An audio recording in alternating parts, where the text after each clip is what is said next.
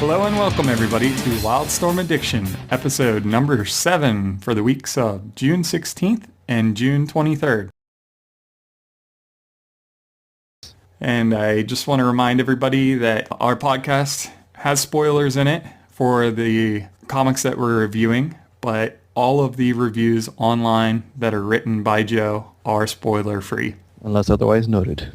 Right. And Joe has a bunch of Wildstorm news to go over, so take it away, Joe. All right, we've got 2 new video game comics coming in September.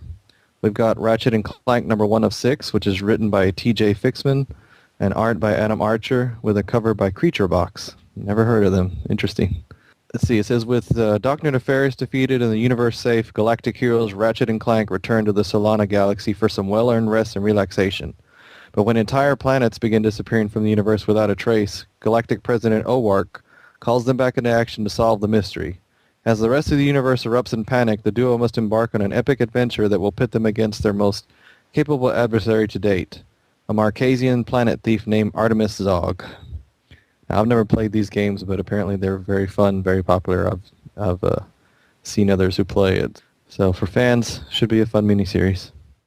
And the other video game comics coming out is called the Talara Chronicles, which is a 4-issue miniseries, and it's written by Rick Sanchez and art by Pop Man and covered by Miko Suyan.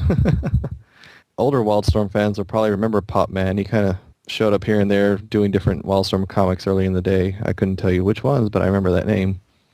Talara Chronicles is based on the highly anticipated MMORPG from Tryon Worlds, and it's the story of a world being devastated by magical terrors in the Veil, keeping it safe from the outer planes. These rifts come without warning, unleashing fantastic and terrifying invasions on the people already engaged in civil war. Talara's champions have been forced to choose: join the Guardians and fight to restore the faith of the world that once was, or become a defiant and embrace long-dead technologies to usher in a new age. From one of these competing factions comes Asha Katari, a plain-touched warrior with magical abilities. Follow Ash's story and discover the war-ravaged world of Talara.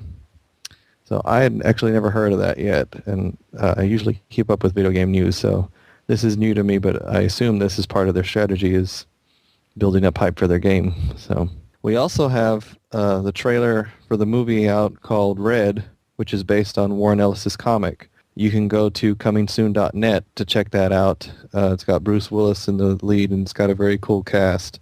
I've never read the miniseries, but the graphic novel is out for those who want to read it. It's a quick read. It's only 3 issues, but I can tell you from the trailer that I saw, it's very, very fun. Looks very hip, kind of movie. So it should be a lot of fun. Have you ever read that series? I have actually. You can get the back issues for like $1 a piece if you're looking. Yeah, I think when they released that graphic novel, they put in some extra stuff, I guess, to try to get people to get it. But yeah, I think I did see that the back issues are pretty cheap. So. And finally, the biggest news was that DC Comics launched its digital publishing this week, which James from the Wildstorm Resource Wiki was good enough to post what digital offerings they had that were Wildstorm books. So from the Wildstorm universe, first thing they did, which I thought was pretty smart, was they put up the first issue of each of the World's End titles, which is Gen 13, 21, Stormwatch 13, Authority number 1, and Wildcats number 1, and each of those are 99 cents. They also released Planetary 1 through 6. Those are actually $1.99 each, and the interesting thing about those is that they're rated 17 and over. If I remember right, that's just like the first arc or something like that. So I mean, it's a teaser for the series, and obviously it's kind of a primer for people who don't have the first trade or are looking to get the Absolute Editions, which are coming out in July. One weird one that they had was Team Zero, the 6-issue miniseries, which it just kind of seemed like an odd choice because that miniseries is just kind of there. It wasn't really popular. I mean, but those are 99 cents each if you want to check that out. The licensed stuff they have, they've got Dante's Inferno 1, 2, and 3, which is, half of the miniseries. They've got Fringe number 0 for free, and they've got Fringe number 1, 2, and 3 James didn't put the price for these, but I assume they're between 99 cents and $1.99. Mirror's Edge number 0 is also free, and then they have Mirror's Edge 1, 2, and 3, which is also the first half of that miniseries. And the only creator-owned stuff they had was Victorian Undead number 1, which is $1.99. So it's cool that not only DC did this, but that they took Wildstorm into consideration and actually put out some titles there to download. So that's really cool. Was really happy to see that. Yeah, I hope they get back Wildstorm Universe stuff in there soon. Yeah, somebody mentioned that it would be like a virtual dollar bin. Yeah, exactly. Yeah. All right. I guess let's move on to the reviews for the week. DV8 Gods and Monsters number 3. As you can tell, by the Fiona Staples cover, we're going to focus on Powerhouse, which is another character that I didn't really get to know him too much in the original series because Ellis touched on him a little bit, but not too much. And I think you were the one. Were you the one that said that he was like mainly drunk in the original series? Like that was his thing? Yeah, he drank through the original series. He kind of drank his sorrows away, and he died in the first original series. So yeah, there wasn't a whole lot to his story. And I always look at his last name, Morales, and I just interchange it with morals, and he didn't have any. That's good. And also just to mention the theme that Brian Wood has with the titles continues here. This issue is called Chemical Chords, which is a song by the American band Stereolab. It's off of their 10th album, which was released in August 2008, which is actually interesting that he picked a newer song because the other two, for the first two issues, were older. So, but I like how he's doing that. I love when writers pick a theme like that and they go with it, especially when they know that a story, has a beginning and end. That this is not an ongoing series, obviously. But keep in mind what Ben said about the Powerhouse drank a lot in the original series, because they take that and they do something different here. And I'll go into that in a second, but it made me understand why he stayed drunk in the original series. So basically, Copycat and Frostbite have kind of teamed up, and they're the only two who seem to be, concerned about the fact that they're stuck on this world, and, there's all these primitive tribes, and each of the kids have gone off, ended up in their own tribes, and have all affected each tribe depending, based on their powers and based on their own motivations. We saw Bliss basically use, her power to take over that all-female tribe, and the tribe that Copycat and Frostbite are with, that tribe seems to be obviously treating them like gods, but Copycat and Frostbite are not indulging in it. They're just kind of like, we're not really gods, but we do want to help you, Powerhouse, on the other hand, has decided to check out, basically.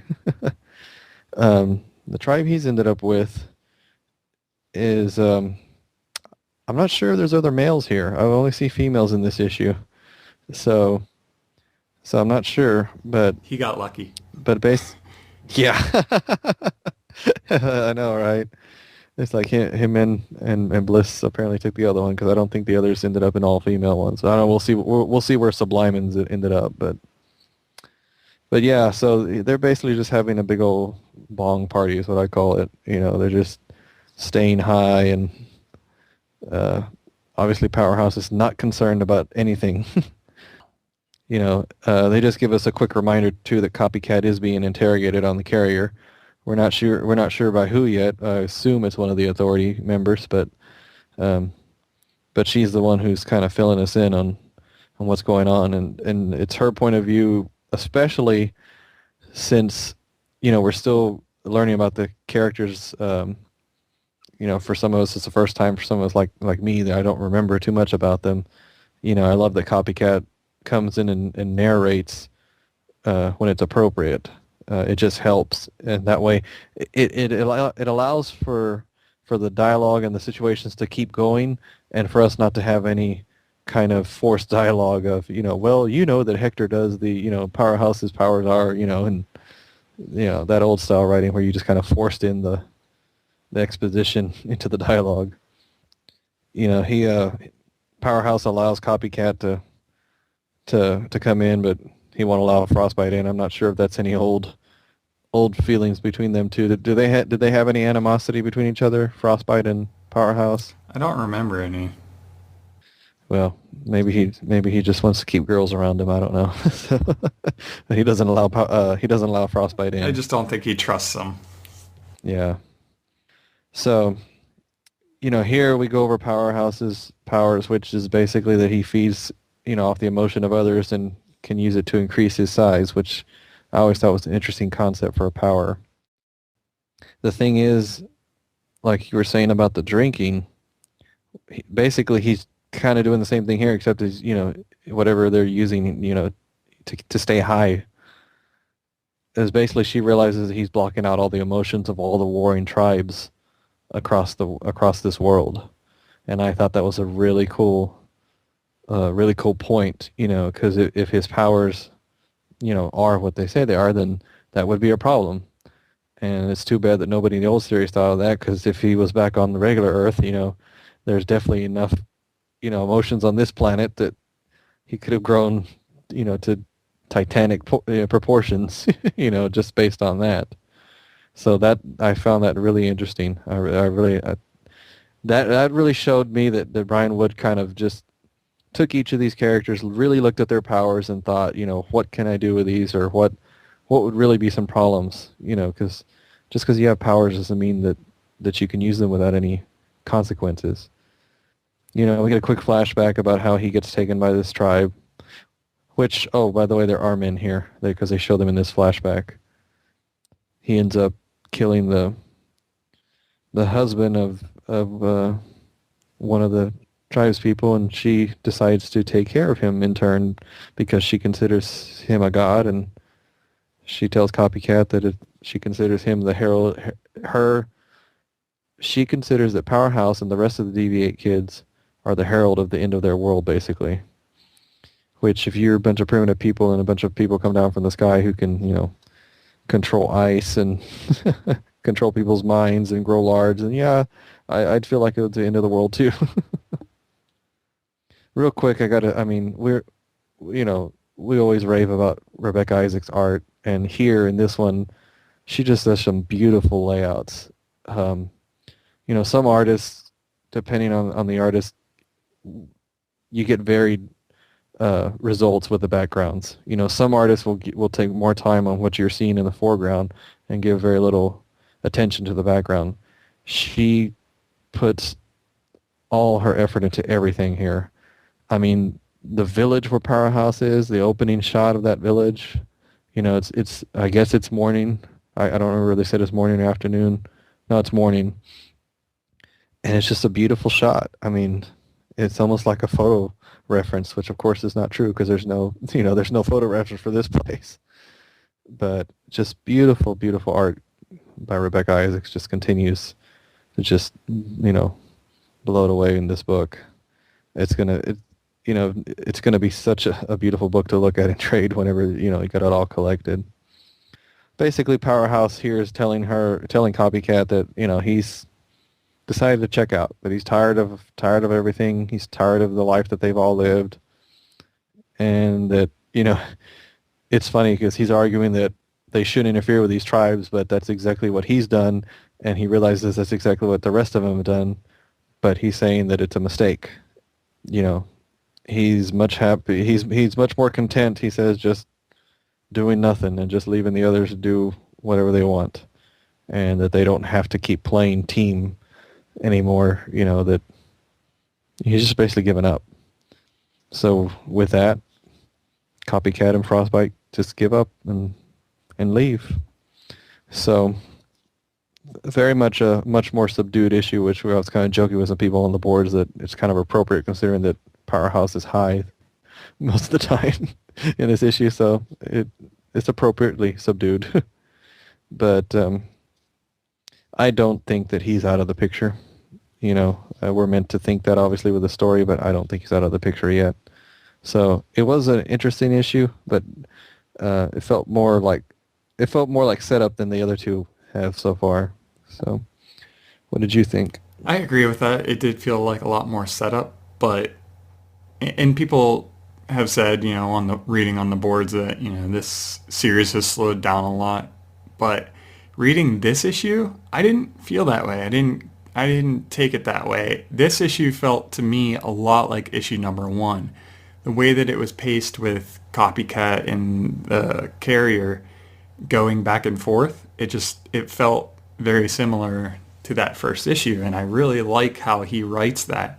And I felt like it flew by. Like, to me, I read this, I felt like it flew by in like 5 minutes, and it just must be the way that he writes. I really liked that back and forth, and I thought it worked well.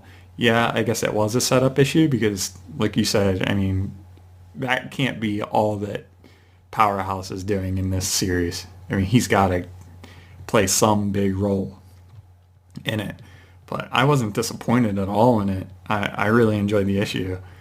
There isn't a big what's next at the end of this issue, but I'm invested in these characters. Unlike some of the other series that we've read, I'm really looking forward to the next issue, despite not having a big cliffhanger.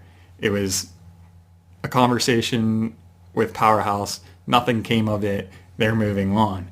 Doesn't seem like a lot happened, but it moves the story on, and I'm looking forward to the next issue. Even going back to A God Somewhere, immediately you are invested in those characters. And I think Brian with DV8 did a great job in that first issue. You're immediately invested in these characters because you're so interested in all of them. A lot of people not having read that first series. So I gave this an 8 out of 10. I thought it was a great issue. I can't wait for the next one.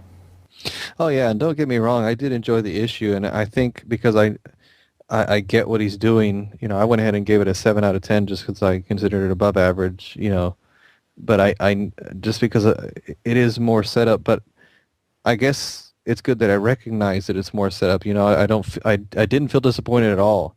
It did give me a chance to learn, or relearn, depending on how you look at it, about Powerhouse. And because we know that he's just not going to drop this character, we know that he's going to get some time.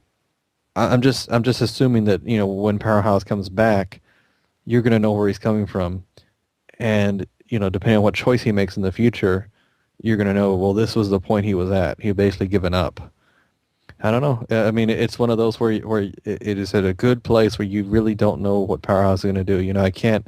I can automatically assume, well, maybe there's going to be the big, cavalry, what I call the cavalry scene at, towards the end where he'll change his mind and come back, but he might not. He might just stay. They might end the series and they might have to drag him off this planet. I don't know.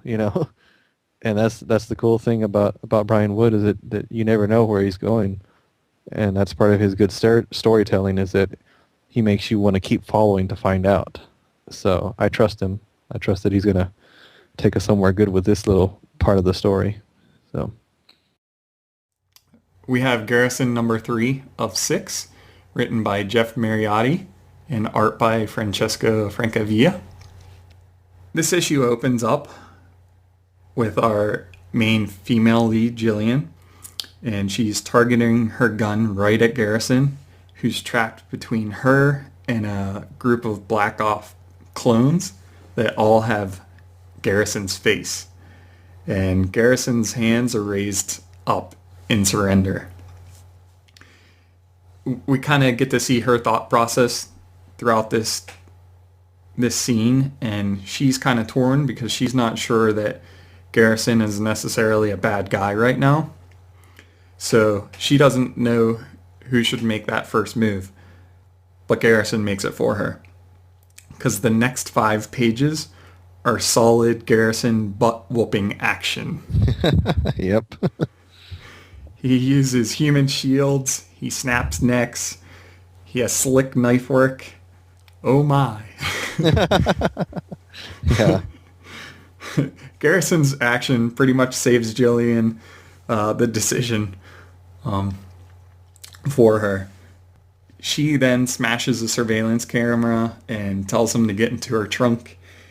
And he's just as unsure about her as she is about him, but they can't seem to help trusting each other, with their current situation.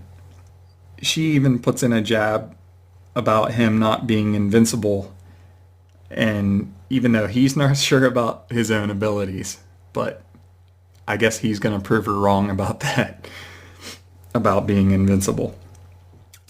They make it through a police checkpoint without too much trouble, and she takes him back to her place while he sleeps in her trunk. He even says that he'll take it where he can get it. I don't know Sleeping, how long. that is. Yeah, sleeping. I don't. Yeah. Wow. That did sound bad, didn't it?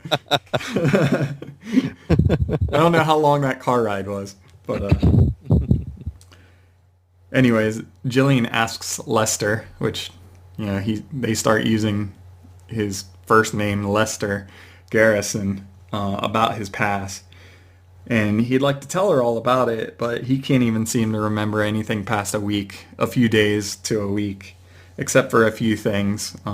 He remembers fire, and we see a little bit of how he came up with his name Lester on the side of a mailbox in the town of Greenfield that he blew up in issue number 1.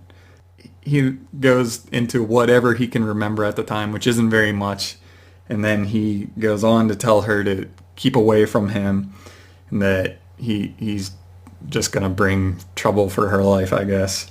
And there's an awkward exchange, and she feels kind of bummed, like that he blew her off, which he did. But he leaves her apartment. And as he's going, he even says that, we get to see his thought process, that he's even trying to find answers about himself, let alone her trying to find answers about him. As he's leaving, he's on foot, so he passes an alley in the city, and he sees that there's a mugger holding up a woman on like a dumpster, and the guy's got a knife, but it's not just any knife. It's a glowing hot blade. Like we said at the beginning of the series, it's set in the near future, so I want one of those. Mini lightsaber. Yeah, it is. It's a mini lightsaber. It's a glowing blade. It's pretty sweet. Of course, Garrison has to step in and, save the woman, and does so in fashion. And I'm not going to go through it exactly, but the mugger is finished off with a hot blade, let's just say. You'll have to see for yourself how he does it. Yeah. And of course, in this overly surveillanced world, near future, of course, this scuffle is not going to go unnoticed. A couple of cops show up in the alley, outside the alley, and catch Garrison. And, we see his thought process again real quick. He doesn't want to hurt them. They haven't really done anything wrong. They're just doing their jobs, but he has to kind of put them out of commission and ends up blowing up their cruiser in the process. And as he's, leaving the scene, he even wonders, what will Jillian think of this, Then we cut over to Jillian, I guess at work at the headquarters that she works at, reviewing some surveillance footage of the Greenfield event that happened. And, that happened in issue 1 where he blew up the town. And she goes through the real report that she had to pull some strings to get. And she finds out that Greenfield was a testing site for an experimental government viral weapon. They don't really say what it was. I guess the scientists who were working on this weapon were watching to see how fast it would spread in the town's population, but it got out of their hands. Somehow Garrison knew about it and blew up the town before it could spread elsewhere. This issue finishes up on Clark Sullivan. It was a woman that we met in issue number 2. That doesn't really like Jillian too much, and she states that her new mission is terminating Special Agent Jillian Bracewell, and that she knows too much. Joe, what did you think of this issue? I liked it. I mean, this is kind of like Wildstorm summer blockbuster movie right now. I mean, there's lots of explosions, lots of fighting, There's really nothing much to think about in this series. I think Francesco's art helped a lot with this series because his fights are really, really well drawn. I mean, and every fight so far has been unique. I think that's what's really helped because this opening fight, with him versus all the clones or whatever they are, whatever they are, they're obviously not very good, or at least not good enough to fight him, because he takes them all out pretty easily. So, that was cool. I mean, opening up with the action sequence was fine, and then I did appreciate that they finally, they touch on where he got his first name, and that, they do talk about the whole, the reason that town was destroyed, has something to do with some sort of biological weapon, and so at least we're getting some answers. This is, my argument with Sparta USA is that I don't feel like that's happening in that book, and here I feel like it's happening. It's happening at a good pace. It's like, okay, I know something more about Garrison in this, so that's the difference. That's what I was hoping for in the other book. The only thing in this one, the whole, him helping the woman who's getting mugged with the guy with the energy knife, just seemed a little out of place, or a little forced, I guess. A little contrived. It's like, okay, I finished, basically we finished a scene where we learned, some stuff about him. Oh, wait, we need an action scene, because there really was no point to that. It was just so random. So, and then, I mean, the knife thing, yeah, I understand it's a little bit in the future, but so far we haven't seen anything that's even remotely, futuristic until this electric knife, this energy knife or whatever. So I thought that was kind of weird, kind of out of place, but I was like, whatever. I just, skimmed over it, and yeah, we get one more explosion, and then, now Jillian is hunted just like Garrison. So, might as well be Michael Bay, Jerry Bruckheimer, doing this book, because that's kind of what I feel like I'm reading is one of their movies. So, and I've stuck with my same rating, which is 7. It's I don't consider it average because I am enjoying it. I consider it above average. So, and like I said, I felt good that we got a little bit of answers, so that's why I'm enjoying this book and not going to be too hard on it. Yeah, and I'm not being hard on it either. I gave it a 6, which is slightly above average, but that's not a bad rating. I'm not enjoying this book. I am. I mean, the action really moves it along, but it, like you said in that one scene, it does seem a little forced. It does seem a little predictable. Oh, this other agent's going to go after Jillian. I mean, it just, it does seem predictable. I mean, that you could have seen that a mile away. But yeah, it's not terrible. It is a blockbuster movie. Like, it is fun to read. So a 6 isn't bad. It's good. I can't wait to read the next one. Like, it's not terrible. It is, like you said, it's not Sparta. It's not weird. They are giving us clues. They are giving us actual answers, which is great. I don't want to be left in confusion and kind of ticked off. Yeah. But, I mean, you still don't feel anything for these characters. You're just kind of going along with the ride, which is fine. Yeah. It is what it is for now. Yeah. And we still got 3 issues, which is good. It's not almost over, so. Yeah. And, that's plenty of time for them to do something wild and different. All right. We'll go ahead and move on to our next comic, which is The Authority of the Lost Year, number 9. And this one's actually a little bit late. This is supposed to have been out a few weeks ago, right? Yeah, they changed the release date on it. I'm going to have to assume right away that that's because of the art change. Because, the story is still by Keith Giffen and Grant Morrison. And, and this is actually written by Keith Giffen and J.M. DeMatteis, sorry. And the art is not by David Williams like it was last issue. It is actually by Wildstorm alumni, J.J. Kirby and Michael Lopez. So I assume Michael Lopez did the inks, because it just says that they're the artists, because I know Michael Lopez's style, and this is not it. This is all J.J. Kirby.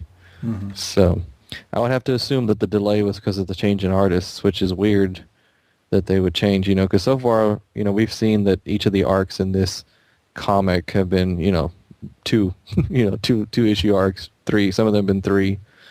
I think the first one was 4, but I was expecting that artist to finish it off, so who knows what the story is with that. But good news is, I think J.J. Kirby's art helped this issue a lot because... sure did.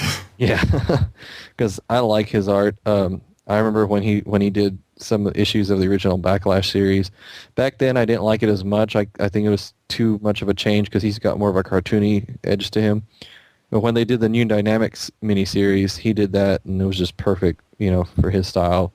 And this world that the Authority is in right now is also perfect for his style. It's real cartoony. They're basically in a world that's more akin to a traditional superhero world, and the Authority in that world are more like traditional superheroes. This issue, opens up with, what are they called? Nasty Baddies or some goofy name like that. Nasty Bastards, I think. There you go. The League of Nasty Bastards. They're arguing with this alternate Earth Authority that basically telling them that they're cheating because they have an alternate Earth Authority helping them, which is the Wildstorm Authority, and that they want to call a timeout or basically reschedule this raid on the carrier. So the thing with last issue was that we were going into the story, and we knew they were going to be goofy the whole way through. I compared it to the Authority in a sitcom. It's like all you're missing is the laugh track. I think J.J. Kirby just did a better job with the visuals overall. Everything just worked better as far as the dialogue was still silly, which is supposed to be, I guess. But, as I'm going through, basically, once they finish their argument, they kick off a fight with Midnighter taking out, the League's leader, which is Emperor Maximus, who's this, Julius Caesar ripoff, and seemingly kills him by knocking him out of the carrier, and he falls into the city streets below with a comedic thud. After this issue's just one long fight to the very end. And it's just one visual gag after another. And I think that's why I actually enjoyed this a lot more than I did the last one, because the last one just bored me to no end. But this one, I'm not going to give a rundown of all the visual gags, but there's just so many little things. Everybody gets a different chance to be part of a gag, and it's just it turns into something just goofy the rest of the time, and you're just kind of enjoying it. You're either enjoying it or you're hating it by this point, because I've read some reviews online of people who just thought this was horrible. I can see that if you're used to the regular Authority, this would drive you crazy. Because I think them being in this world, after a while, they start kind of acting like their counterparts. So I think they even comment on that at the end, that they realized that they started talking like them and acting goofy like them, and it was just they were in a hurry to get out of this world. In fact, I think their whole thing was they were going to ask this Authority for help to try to get them, back into the bleed and try to find their way back to the, their Wildstorm Earth, which is the whole point of this series. And they pretty much just give up and say, the heck with it, we'll find it without these guys. I thought it was a fun issue. I gave it a 7 as well. I certainly didn't make me despise it like it did last issue. So it was a fun read. It does not redeem the entire series for me in any way, shape, or form, but I can say I read it and I, was like, okay, that was fun. Next. So, what did you think? Yeah, I pretty much agree with your assessment. I think the last issue was just, we panned it. That we did. Mm-hmm. But yeah, J.J. Kirby's pencils really pulled this one together. I think if he had done the one previous, it may have redeemed it some. But I think what really redeemed this one was that we were prepared for the cheesy dialogue. We knew what their intention was with this book. And I think in that last issue, we were just thrust right into it with the art and the dialogue not really being cohesive together. And it was just harsh for, regular Authority readers. Now this one, knowing their intention and with his art working together with that corny dialogue, yeah, it wasn't terrible to read. It was actually kind of fun, and I understood what they were trying to do. I still wouldn't give it a 7, maybe a 5 or 6, but yeah, I mean, it was wall-to-wall corny action. I mean, what drew it down was the references to poop. I thought it was a little, I thought they went a little too far with it. Oh, come on. You can't have a character named Dung Beetle and then not have some references to poop. Right, but I don't know. I guess they were just trying to push it to as far as the goofiness level that they could find. So All else fails, resort to toilet humor. Don't you know that? yeah, I know. Literally in this issue. So next issue, we'll at least get to see something new. Yeah, for at least 2 issues long. Maybe 3. We'll see. I really wouldn't mind seeing J.J. Kirby do more.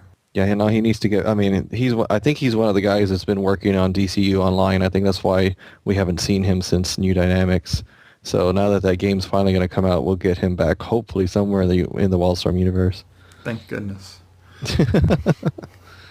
Get him doing Gen 13 or something. Yeah, that would be perfect. I mean, he's got that kind of style that's meant to be on a fun book. Yep. So, Wildcats number 24 is by Adam Beechin and art by Tim Seeley. In Wildcats and Authority and Gen 13, all the Wildstorm Universe core titles, we keep getting status reports to kind of catch up new readers or just, previously on, basically. The status reports, I just noticed, seem to be getting shorter and shorter. They did start out as the first full page, a couple arcs ago, but now they're down to one little line of the panel.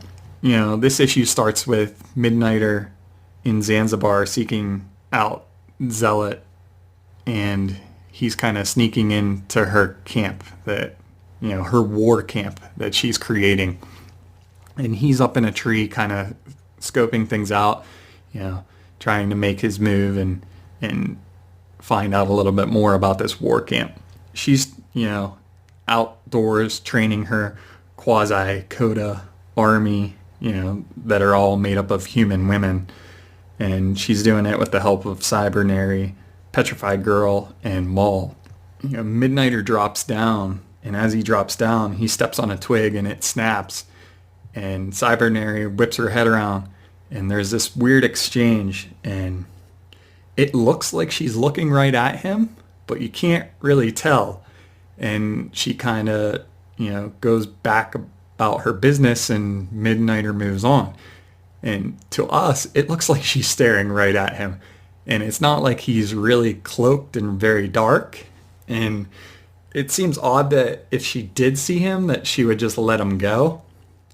So I actually checked it out on the boards because a lot of people had questions about that. And Adam Beechin actually, responds to Camera 23, and he says, the intent for her was to not see Midnighter, that he was still too much in the shadows of all the shrubbery to be seen.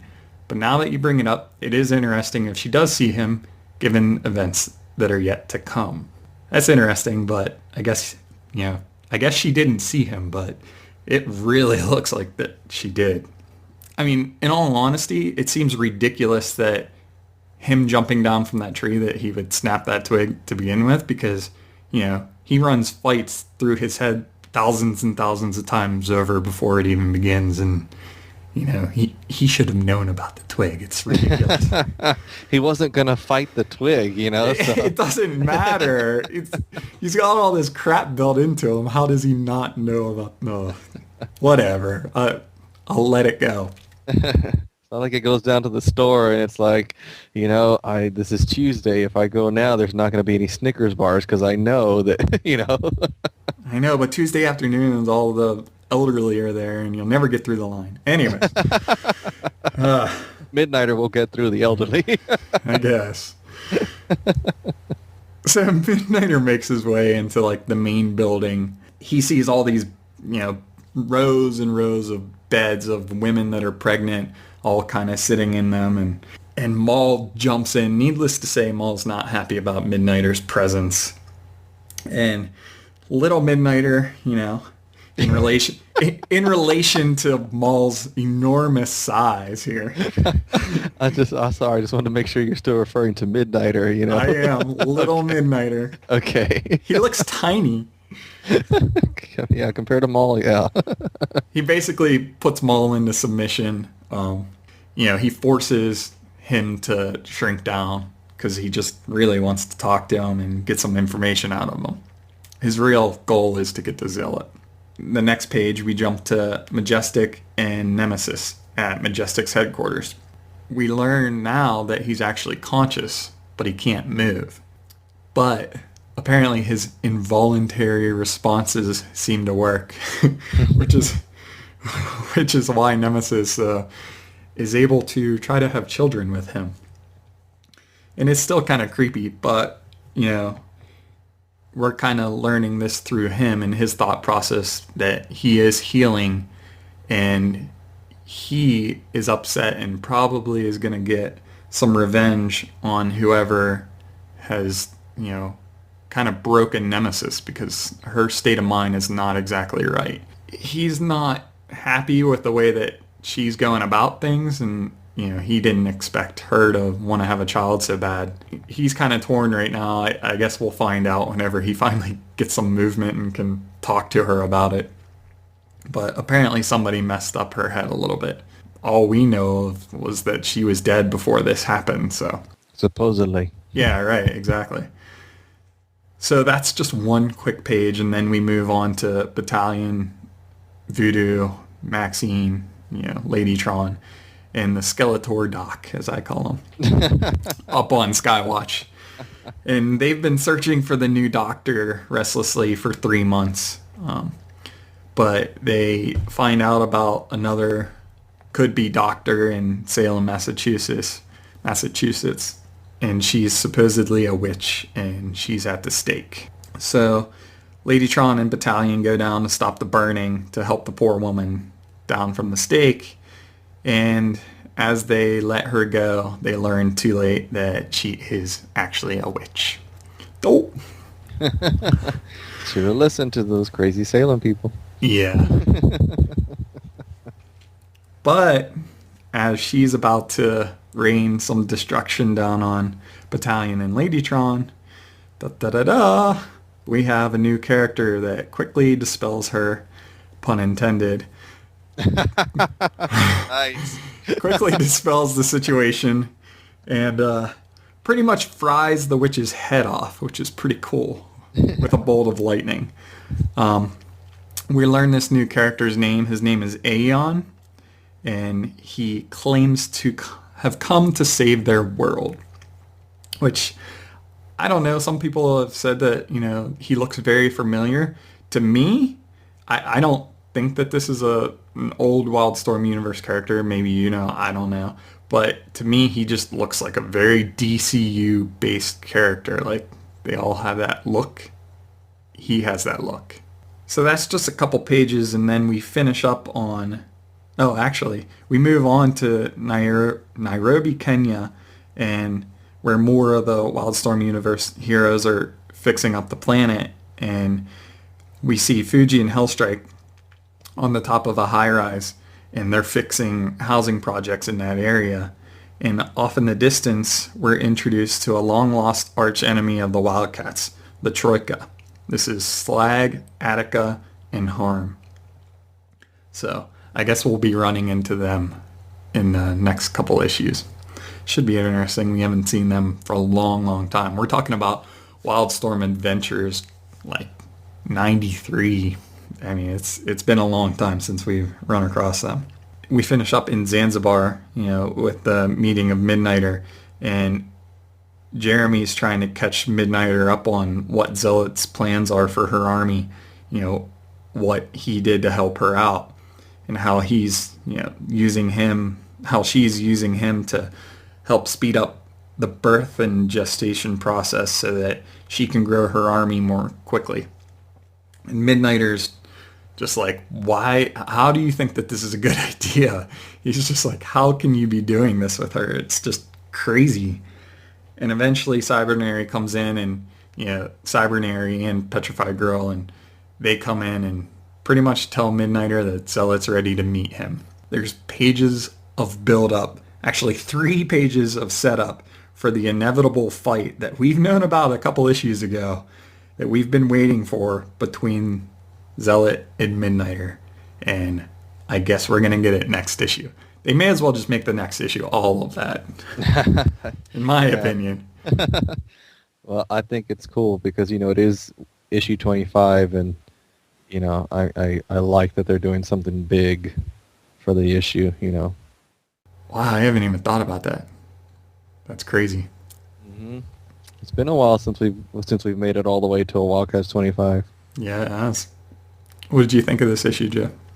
Oh, I'm just loving Wildcats right now. I mean, this is, Wildcats by far is my favorite, just Wildstorm book, my favorite team. And, there's, like I said, I've followed them for so long. I've been there when the title has just been, mediocre. I've been there when it's been really good. Right now it's really good. And like I've said already, I think it's really cool that the characters are all mixed up, because Midnighter's here and he gets to fight Maul. I mean, I don't remember. I'm sure that it's possible that it's happened in the past. I don't remember, but it's just cool. I mean, that whole Cybernary thing, by the way. Talk about a character with a confusing history. Mm-hmm. Because there's kind of been 2 of them, but not really. They're supposed to be the same person, but he calls her Katrina, which is the first Cybernary, and he does talk about that, that her bio enhancements were stripped, which happened at the end of DNA's Authority run. So that's cool that they kept that, and it goes with, it's like you're looking at her and I'm like, okay, yeah, besides the horns, which are not cybernetic, she's pretty much normal.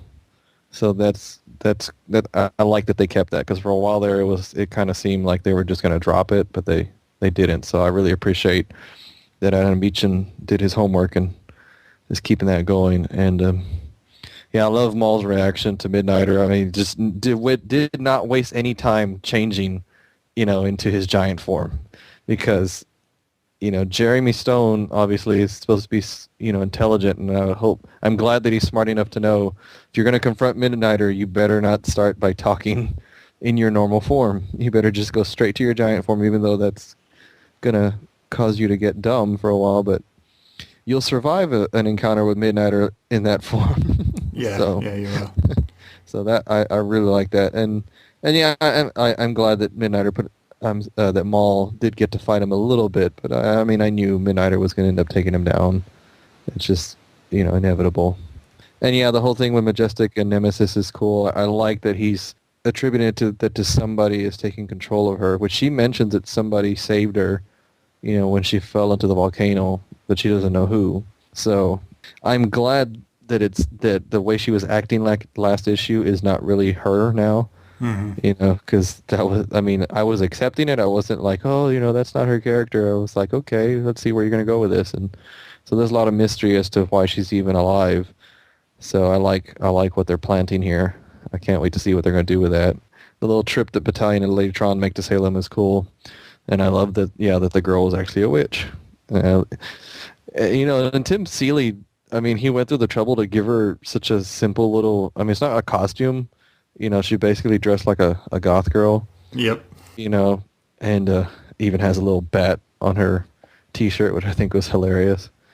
Because that's what her power is, apparently. Or part of her magic. She made herself grow, these big wings, and so all these little things that Tim Seeley's putting in there that are just making this visually fun. And like I said, I love that it's just like, we had a similar joke to this in The Authority where it's like, oh, here's a cool new character. No, they're dead. And concerning Aeon, here's what I've heard people say, and I wouldn't have known this if I hadn't been paying attention to people's on the boards, what their different theories were. But somebody mentioned that this costume is actually a costume that was like going to be used in Divine Right, The Adventures of Max Faraday.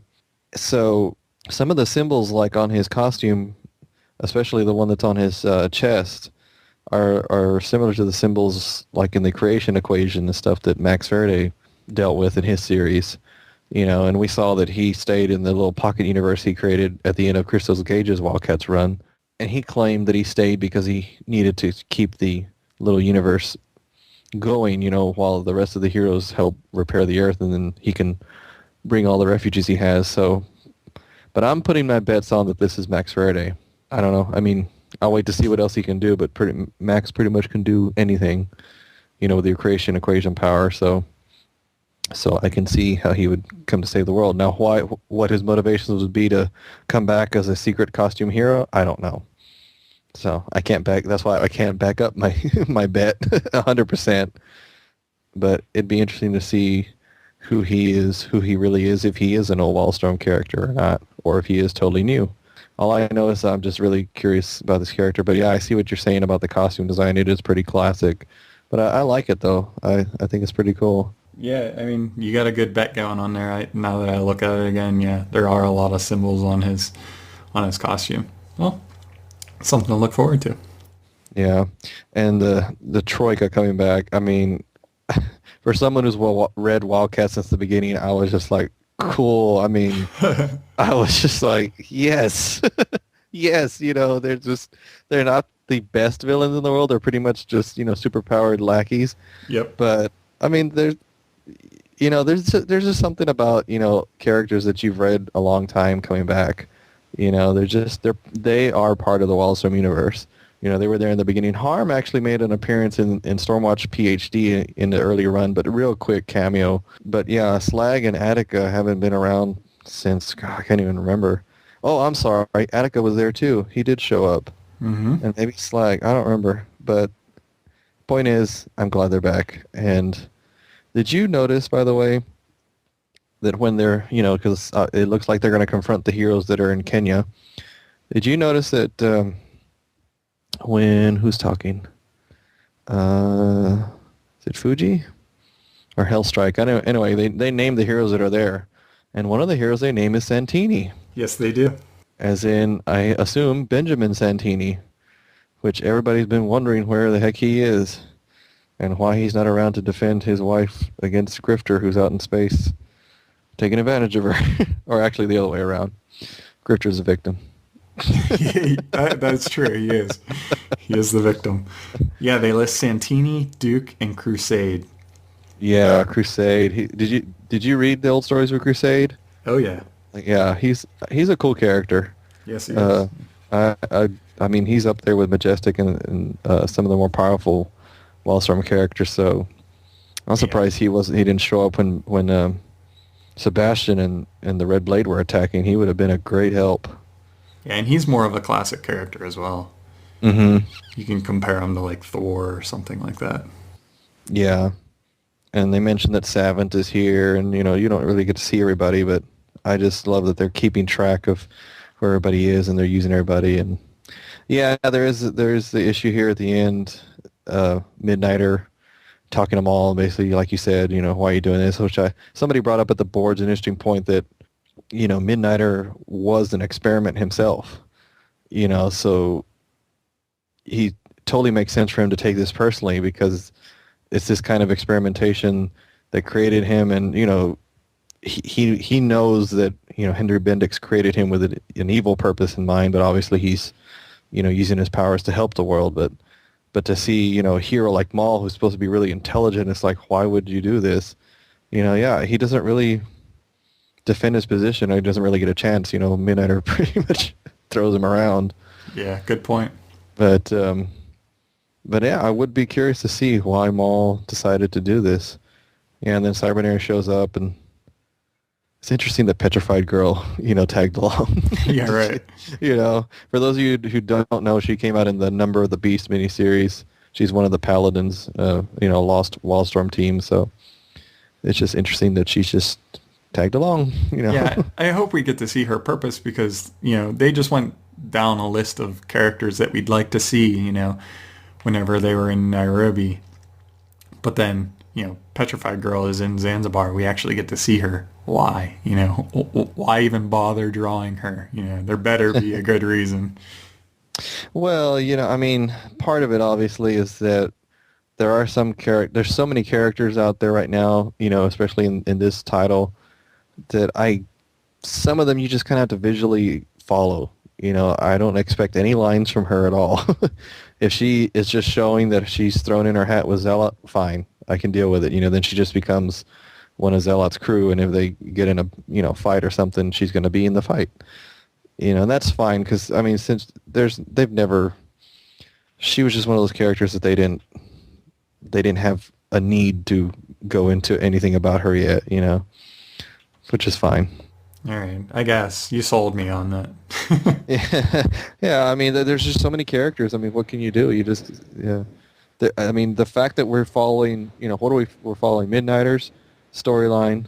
We're following, Battalion and Lady Tron, and now apparently, what's going on out there in Nairobi. So they got a lot of stuff they're packing in, and I don't feel like I'm being cheated. I mean, I don't know about you, but I feel satisfied each issue. So I gave this an 8, by the way. I think it's still on its way to greatness. Oh, no, absolutely. I feel satisfied as well. I mean, I also gave it an 8. Between this and The Authority with the mix-up of characters, yeah, it's hard to pick one over the other. I would give the slight edge to The Authority just because I love how Tom Taylor and Miller are, carrying that book. But, yeah, both of these books combined, you have to read them together. They're amazing right now. It's such a good time to be a Wildstorm Universe fan. Yeah, especially if you're a longtime fan, because they're putting so much stuff in there from the past, that you don't have to. It's a point for you to go and be like, oh, who are the Troika? That's why we created the Wildstorm Resource Wiki. So you can just jump on and go read about them. Exactly. And that's part of the fun. Okay, some of the other Wildstorm releases we had in the last 2 weeks were Supernatural Beginnings in number 6 of 6. So that's the end of that miniseries. We had the World of Warcraft book number 3, and we had Astro City number 1 special edition, which is the part of the What's Next series from DC. Wildstorm, they're promoting trades you should be reading, and I agree Astro City is one of those. The Authority of the Lost Year book number 1 came out, and Tales from the Fringe number 1 of 6 came out, which is obviously continuing the miniseries based on the TV show.